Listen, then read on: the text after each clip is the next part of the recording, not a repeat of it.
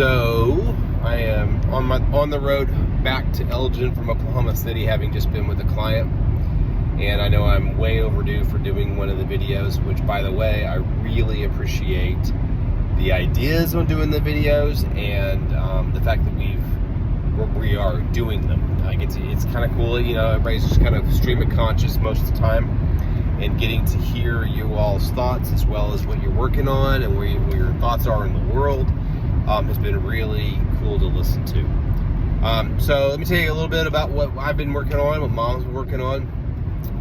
First, as you guys know, we've been working on the house a little bit. I was 2 weeks in Tulsa because I had 2 back-to-back camp out weekends with White Stag and then the Camperee. And then work was up there, and then Mom and I also went to Nashville in the middle, which was kind of cool. Hadn't been to Nashville since we took Douglas for that tour like a decade ago almost. I'm supposed to have a backpacking weekend this weekend, but I'm not sure if it's going to happen. I'm going to find out today at 5 o'clock because there's a tornado potentially hitting in Tulsa. But outside of that, it's pretty much, I've been working a lot with just coaching my clients and doing a little bit of consulting, but generally just trying to also get the house and focusing on a little bit of that time in Elgin. Last night was kind of cool because I got to sit out. The wind was not blowing heavily. Douglas, I don't know how you put up with all the wind in Elgin at times. And it wasn't too hot, and just got to kind of watch the sun and listen to the birds, use the Merlin app. David, you'd like that, and got to check out all the different birds that we had. So what am I doing outside of that? Let's see. Well, I tell you, reading wise, definitely doing some reading. Mom and I have watched a couple of cool new series that have been out there. We watched The 3-Body Problem, or we're in the middle of it, as well as Shogun, which is really good. A lot of what I'm focusing on right now, though, have been in a couple of areas. One's been on looking at disruption, and are there ways to predict disruption inside of organizations? So with this being Persimmon's 20th anniversary, we brought back the breakfast clubs that I did one a week and a half ago, and it was around kind of these, what I'm calling the 4 horsemen of disruption.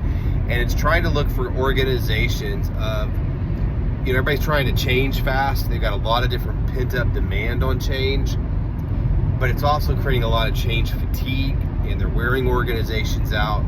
And so, you know, kind of how do you look as the leader beyond just the financials, or should I do a certain project or not, or make a change? How do you look at the way it's going to affect the culture, the buy-in, the ability of people to actually absorb change? Just because leaders want to do it, you know, is the organization able to handle that? Because we're getting, you know, overwhelmed with just so much coming at us, and I know you guys all know that as well. So that's kind of been a new thing. There's nobody actually looking at how to become predictive on change fatigue and the ability to commit to the change itself.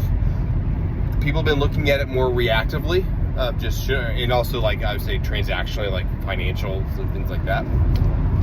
The other big thing, and probably the biggest one that I've been pushing on, I did a generational speech last week in Nashville that went over really well, is underlying all of my topics right now is, are we trying to ask questions and understand where people are coming from, or are we just jumping to conclusions and assuming a lot of things? And I think that's something that has been behind the polarization for the past several years, but it's just a fundamental when you have change coming at you so fast, whether you're in business or just in life, it's easy for us to jump to a conclusion too quickly about why we're seeing someone's behavior or hearing those words, and not trying to understand where they're coming from. So there's kind of a phrase that I use with that, which is that we're very good at knowing our own intentions of why we do something, but we're very poor at understanding others. And so that's kind of an underlying theme, if you will, that I'm pushing on all of my speaking topics, but honestly with my consulting, because I just think it's a fundamental that we're off on. And by asking more questions up front, does a person even recognize what we ask them to do? Do they recognize the task or how to do the task?